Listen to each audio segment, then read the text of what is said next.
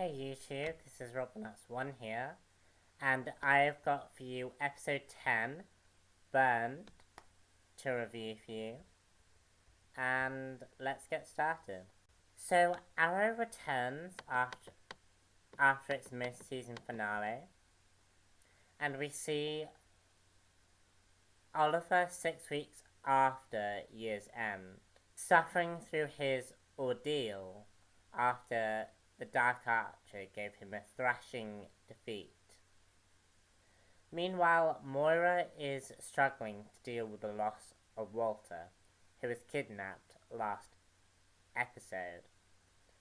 Thea and Oliver try to motivate her to become the head of the company. Firefly is also introduced in this episode. He is a DC character, and I don't know a lot about Firefly. However, he's a stuntman, apparently. I'm not really sure. In Arrow, he is a fireman who was burned alive in a major fire in Starling City, resulting in his skin burning him, and he is believed to be dead. His powers aren't shown, if he has any powers, due to the realistic tone of the series.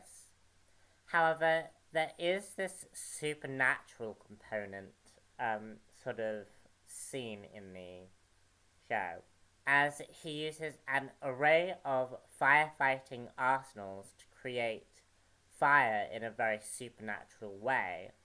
So he gives off the appearance of like he has powers. And the Firefly's costume is this firefighter's outfit, masking his identity and giving him a shroud of mystery to him, which I really liked. In the episode, he is killing firefighters involved in the burning of a building he was killed in. He is seeking revenge of those he believed let him die. Firefly, however, lacks any real character development and remains silent for most of the episode. Unlike with the Royal Flush Gang, who had a nice character arc connecting to the story and characters, this Firefly doesn't have that character development, unfortunately. Meanwhile, Oliver is trying to get back into the game as the vigilante hood guy, having been out of the game for 6 weeks to heal.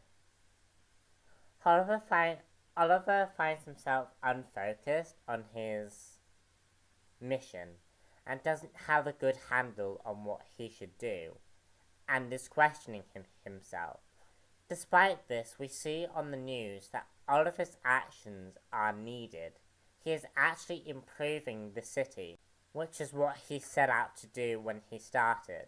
And there's a nice little moment at the end where Oliver's actions are really thanked.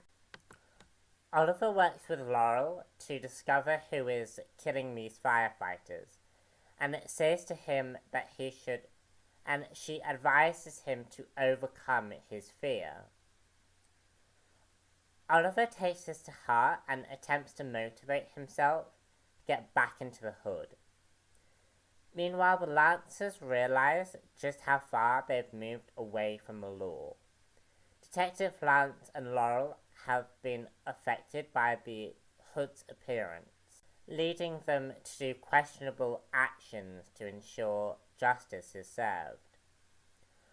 Laurel steals the phone that Detective got in episode 9, and uses the phone to seek justice for her friend Joanna, whose brother dies in a fire caused by the Firefly.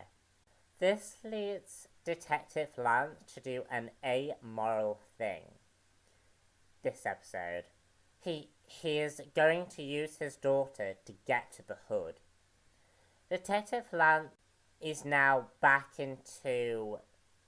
He is going to get the hood and fakes trusting him in order to capture him. And Laurel is starting to lean more towards the Hood's way of thinking, as we see some more Black Canary elements get incorporated into her character. The implications of Detective Loutz's actions will be very interesting. Finally, we have a very mopey Moira moping around this episode. Moira is struggling with Walter's kidnapping and is very withdrawn. As discussed in my other reviews, Moira simply accepts the hand she's dealt, as opposed to fighting to protect people she loves. Moira shows no responsibility to anyone, and this is called into question by Thea, surprisingly.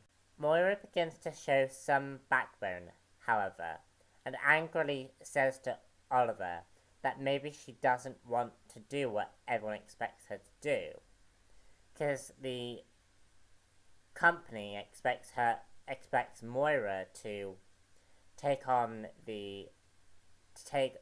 as the CEO of Queen Consolidated. And in the end of the episode, she decides to become the CEO and vows that Walter will return to them. The fact that Walter is gone seems to show that the writers just didn't know what to do with his character at the time, and they sort of wrote him out of the show because of it. As opposed to figuring out what to do with him, they just wrote him out, which is sort of unfortunate, in my opinion.